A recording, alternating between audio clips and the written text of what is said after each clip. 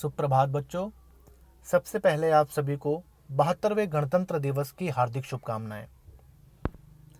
गणतंत्र दिवस के बारे में जानने से पहले ये जानना जरूरी है कि गणतंत्र का क्या अर्थ है।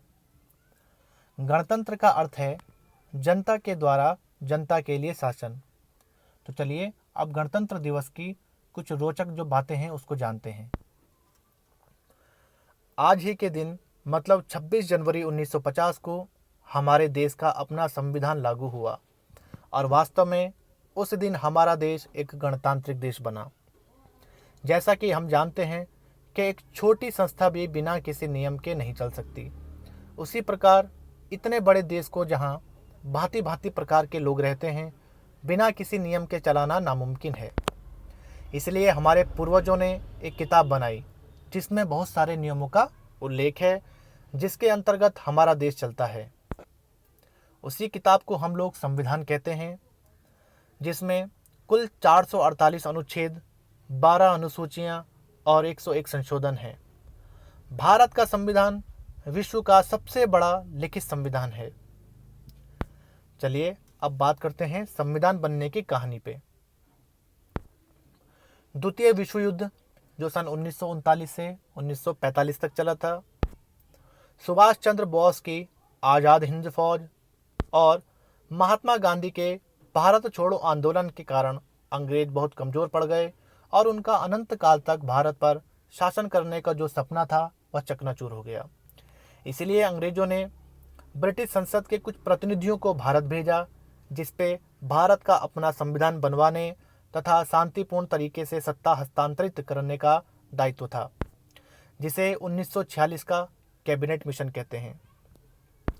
1946 के कैबिनेट मिशन के अंतर्गत संविधान सभा की स्थापना की गई, जिसमें डॉक्टर भीमराव अंबेडकर, पंडित जवाहरलाल नेहरू, डॉक्टर राजेंद्र प्रसाद, सरदार वल्लभ भाई पटेल, श्री राजगोपालाचारी, मौलाना अबुल कलाम आज़ाद जैसे नेता प्रमुख सदस्य थे।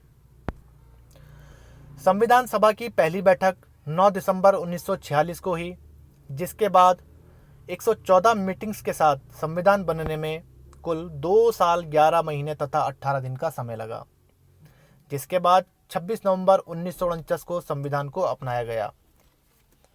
तो बच्चों, अब आप कहेंगे कि संविधान 26 नवंबर 1949 को अपनाया गया, तो हम 26 जनवरी को हर साल गणतंत्र दिवस क्यों मनाते हैं? तो इसके पीछे भी एक बड़ा रोचक और महत्वपूर्ण इतिहास है। हुआ ये था कि सन 1929 में हमारे उस समय के कुछ बुद्धिजीवियों के साथ पंडित मोतीलाल नेहरू ने एक संविधान ड्राफ्ट किया, जिसे उन्होंने अंग्रेज़ों से 1 साल के अंदर लागू करने के लिए कहा था।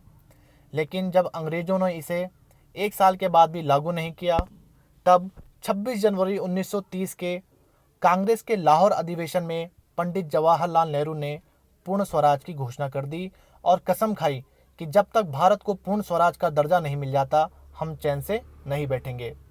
और इस प्रकार 15 अगस्त 1947 को वास्तविक स्वतंत्रता मिलने तक 26 जनवरी को ही हर साल स्वतंत्रता दिवस मनाते रहे हैं। इसलिए पूर्ण स्वराज दिवस को याद रखने के लिए 26 जनवरी 1950 को हमारे संविधान सभा ने गणतंत्र दिवस को सरकारी प्रणाली से पूरी तरह से लागू कर दिया और उसके बाद हमारा देश वास्तव में एक गणतांत्रिक देश बन गया। तो बच्चों, अब हम जानेंगे स्वतंत्रता सेनानियों के बारे में, जिन्होंने हमारे देश को आज़ाद करने के लिए अपने प्राणों का बलिदान दिया। हमारे देश को आज़ाद कराने के लिए हमारे स्वतंत्रता सेनानियों ने अपने प्राणों का बलिदान दे दिया। हमारे महान स्वतंत्रता सेनानियों और भारतीय नेताओं के नाम जैसे महात्मा गांधी, भगत सिंह, चंद्रशेखर आज़ाद, लाला लाजपत राय, सरदार वल्लभ भाई पटेल, लाल बहादुर शास्त्री इत्यादि हैं। इन्होंने भारत को आज़ादी दिलाने के लिए ब्रिटिश शासन के खिलाफ लड़ाई लड़ी और देश के लिए उनके इस बलिदान को, जो उन्होंने अपना जो बलिदान दिया था, वो उसे देश कभी नहीं भूल सकता। तो बच्चों, जो 26 जनवरी है उस दिन जो है हम परेड का जो है आयोजन होता है। ठीक है, जानते हैं परेड के बारे में।